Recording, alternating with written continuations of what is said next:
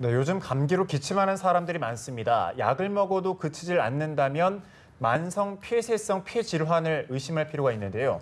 COPD라고 불리는 만성 폐쇄성 폐질환은 세계 사망 원인 3위인데도 국내에서는 인식이 매우 낮습니다. 네, 이 COPD가 어떤 병이고 또 어떻게 대처해야 하는지 김지수 보건 담당 기자가 짚어보겠습니다. 안녕하세요. 네, 안녕하세요. 네, 안녕하세요. 만성 폐쇄성 폐질환도 어려운데 COPD라는 병명도 좀 어려운 것 같은데 어떤 병인지 먼저 설명해 주시죠. 네, 많이 생소할 거예요. 예. COPD는 만성 폐쇄성 폐질환의 영문 약자입니다. 이제 병명을 살펴보면 얼마나 무서운 질환이라는 걸 알 수 있는데요. 네.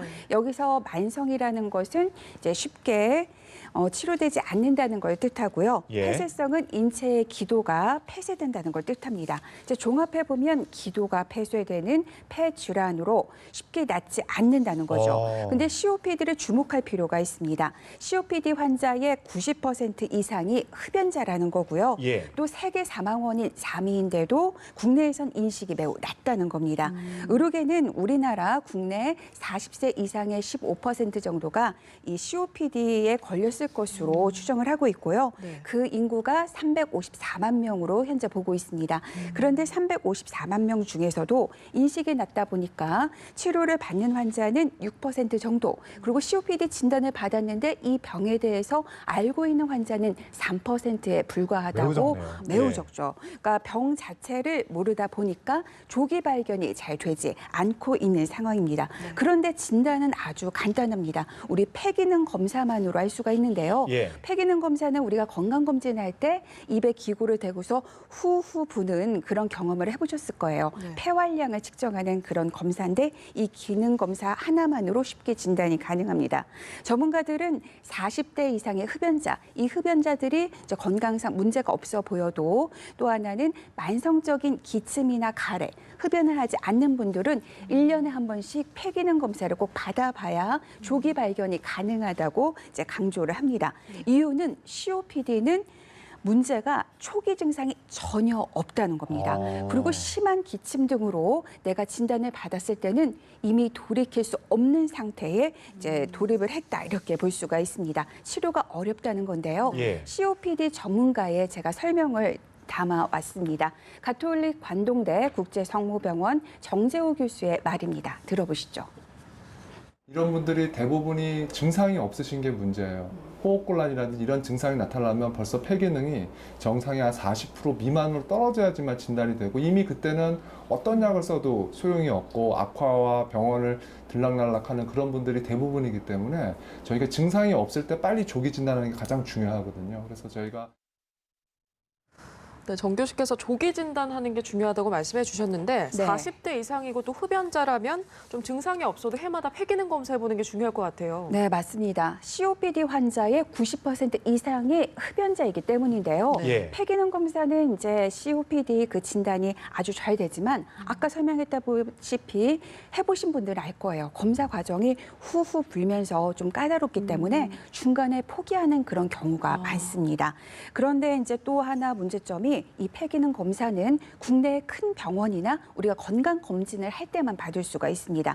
반면 미국을 비롯한 선진국에서는 COPD에 대한 인식이 아주 높은 편이어서 검사도 아주 활발하게 시행 중이라는 겁니다. 그리고 우리나라는 아직까지 이 병에 대한 인식이 낮다 보니까 COPD 전문가가 아니면 이 병에 대해서 잘 모르는 의료진도 적지 않다는 겁니다. 그러니까 COPD가 초기 증상도 없고 의료진들도 좀 잘 모르는 경우가 많고 국민들도 이게 어떤 건지 모르고 초기 증상도 없다 보니까 조기 발견이 매우 힘들다, 이렇게 볼 수가 있습니다. 그렇겠네요. 그런데다 증상이 나타났을 때는 이미 돌이킬 수 없는 상태고요.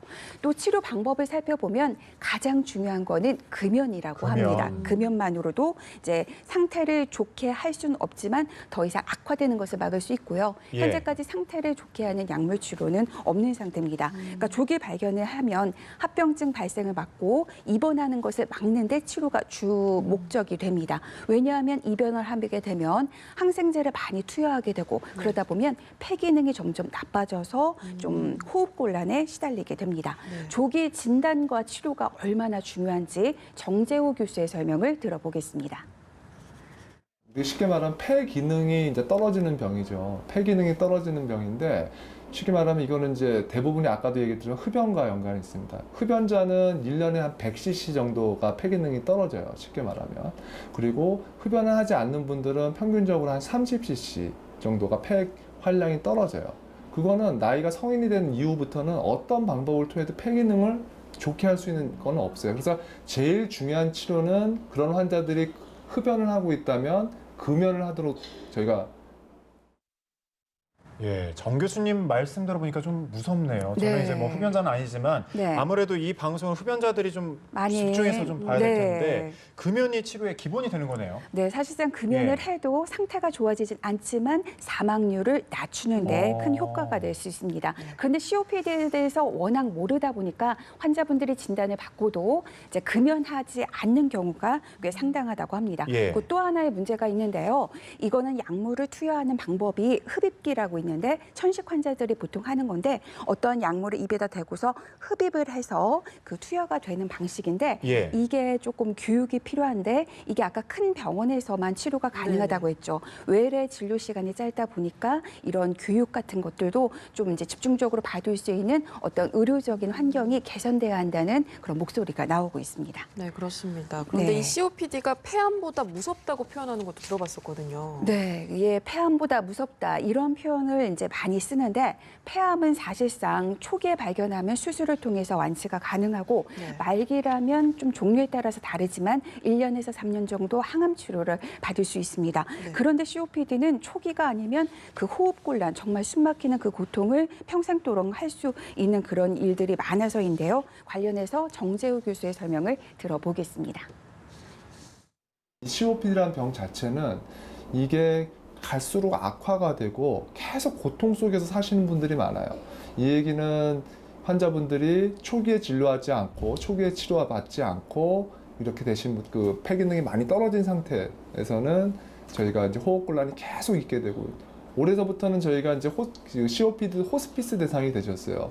그 이유는 이게 어떤 치료를 해도 호흡곤란이 개선이 되지 않고 암 환자와 마찬가지로 아주 고통 속에서 환자분들이 계시기 때문에 그런 것들이 저희가 이제 COPD, 만성 폐쇄성 폐 질환의 조기 발견이 얼마나 네. 중요한지를 알 수 있겠고요. 제가 마지막으로 정재우 교수에게 COPD란 어떤 병인지 의학적인 정의를 내려달라고 했습니다. 함께 들어보시죠. 자, COPD는 만성적인 기관지의 염증으로 인해서 만성적인 호흡곤란, 만성적인 기침 가래를 특징으로 하는 질환이고요. 대부분이 흡연자에서 발생합니다. 그렇기 때문에 흡연을 하시는 분들, 호흡곤란이 있으신 분들, 기침이 아주 장기간 지속되는 분들, 가까운 병원에 가셔서 꼭 폐 기능 검사를 해서 내가 혹시나 COPD인지 아닌지 검사를 받는 것이 가장 중요합니다. 네, COPD라는 게 참 정말 무서운 것 같네요. 흡연하는 40대 이상이라면 아무래도 정말 그 해마다 네. 폐 검사를 꼭 해보셔야 되겠네요. 네, 어떤 증상이 없어도 흡연한다면 매년 폐기능 검사를 꼭 해보시길 바랍니다. 그렇군요. 네. 네, 말씀 잘 들었습니다. 김지수 기자였습니다. 고맙습니다.